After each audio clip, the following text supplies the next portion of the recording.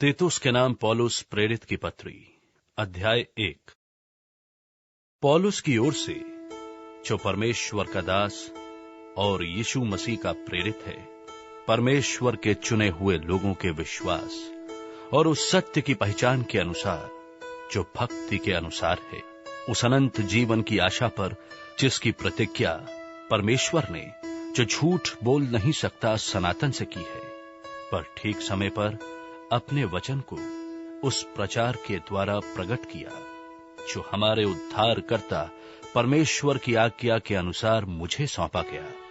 तीतुस के नाम, जो विश्वास की सहभागिता के विचार से मेरा सच्चा पुत्र है, परमेश्वर पिता और हमारे उद्धारकर्ता मसीही यीशु से अनुग्रह और शांति होती रहे। मैं इसलिए तुझे क्रेते में छोड़ आया था कि तू शेष रही हुई बातों को सुधारे और मेरी आज्ञा के अनुसार नगर नगर प्राचीनों को नियुक्त करे, जो निर्दोष और एक ही पत्नी के पति हों, जिनके लड़के वाले विश्वासी हों और जिन्हें लुचपन और निरंकुशता का दोष नहीं, क्योंकि अध्यक्ष को परमेश्वर का भंडारी होने के कारण निर्दोष होना चाहिए, न हठी, न क्रोधी, न पियक्कड़, न मारपीट करने वाला और न नीच कमाई का लोभी।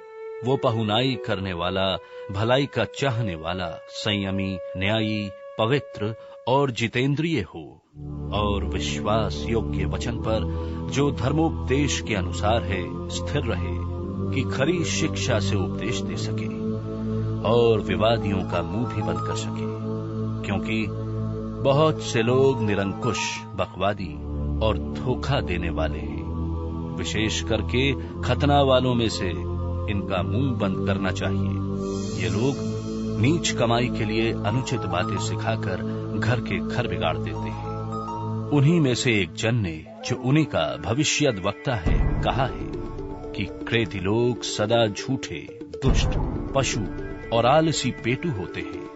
ये गवाही सच है, इसलिए उन्हें कड़ाई से चेतावनी दिया कर कि ये विश्वास में पक्के हो जाएं और वे यहूदियों की कथा कहानियों और उन मनुष्यों की आज्ञाओं पर मन ना लगाएं जो सत्य से भटक जाते हैं। शुद्ध लोगों के लिए सब वस्तु शुद्ध है, पर अशुद्ध और अविश्वासियों के लिए कुछ भी शुद्ध नहीं, वरन उनकी बुद्धि और विवेक दोनों अशुद्ध है।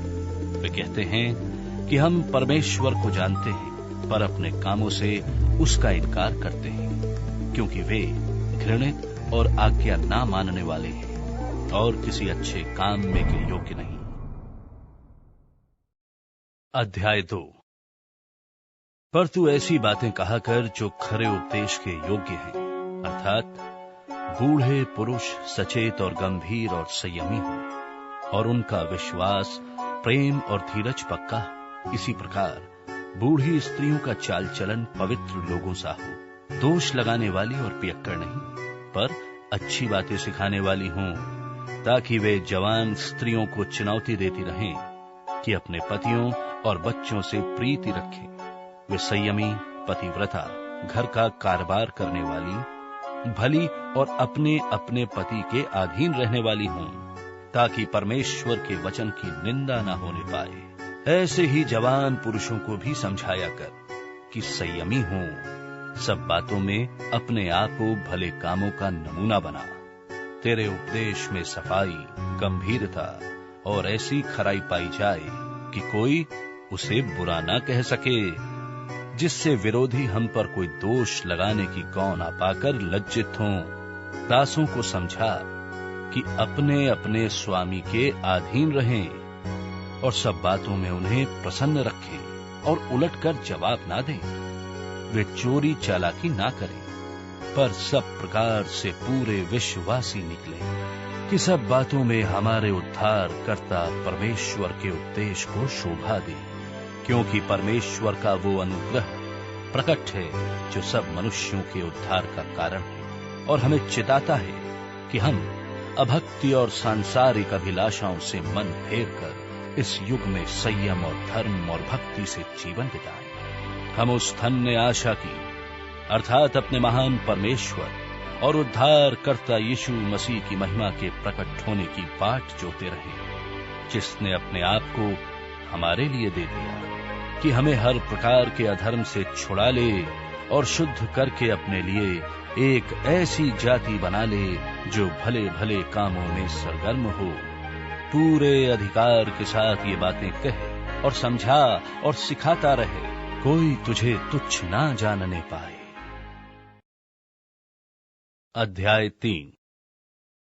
लोगों को सुधि दिला कि हाकिमों और अधिकारियों के अधीन रहें और उनकी आज्ञा मानें और हर एक अच्छे काम के लिए तैयार रहें। वे किसी को बदनाम ना करें, झगड़ालू ना हों, पर कोमल स्वभाव के हों और सब मनुष्यों के साथ बड़ी नम्रता के साथ रहें, क्योंकि हम भी पहले निर्बुद्धि और आज्ञा ना मानने वाले और भ्रम में पड़े हुए और रंग रंग के अभिलाषाओं और सुख विलास के दासत्व में थे और बैर भाव और डाह करने में जीवन निर्वाह करते थे और घृणित थे और दूसरे से बैर रखते थे। पर जब हमारे उद्धारकर्ता परमेश्वर की कृपा और मनुष्यों पर उसकी प्रीति प्रकट हुई तो उसने हमारा उद्धार किया। ये धर्म के कामों के कारण नहीं जो हमने आप किए, पर अपनी दया के अनुसार नए जन्म के स्नान और पवित्र आत्मा के हमें नया बनाने के द्वारा हुआ, जिसे उसने हमारे उद्धारकर्ता यीशु मसीह के द्वारा हम पर अधिकाई से उंडेला, जिससे हम उसके अनुग्रह से धर्मी ठहरकर अनंत जीवन की आज्ञा के अनुसार वारिस बने। ये बात सच है और मैं चाहता हूं कि इन बातों के विषय में दृढ़ता से बोले, इसलिए कि जिन्होंने परमेश्वर की प्रतीति की है वे भले भले कामों में लगे रहने का ध्यान रखें। ये बातें भली और मनुष्यों के लाभ की हैं, पर मूर्खता के विवादों और वंशावलियों और बैर विरोध और उन झगड़ों से जो व्यवस्था के विषय में हों बचा रहे, क्योंकि वे निष्फल और व्यर्थ हैं। किसी पाखंडी को एक दो बार समझा बुझा कर उससे अलग रहे, ये जानकर कि ऐसा मनुष्य भटक गया है और अपने आप को दोषी ठहराकर पाप करता रहता है। जब मैं तेरे पास अर्तिमास या तुखिकुस को भेजूं तो मेरे पास निकुपुलिस आने का यत्न करना, क्योंकि मैंने वहीं जाड़ा काटने की ठानी है। जेनास व्यवस्थापक और अपुलोस को यत्न करके आगे पहुंचा दे और देख कि उन्हें किसी वस्तु की घटी ना होने पाए, और हमारे लोग भी आवश्यकताओं को पूरा करने के लिए अच्छे कामों में लगे रहना सीखें, ताकि निष्फल ना रहें। मेरे सब साथियों का तुझे नमस्कार, और जो विश्वास के कारण हमसे प्रीति रखते हैं उनको नमस्कार। तुम सब पर अनुग्रह होता रहे।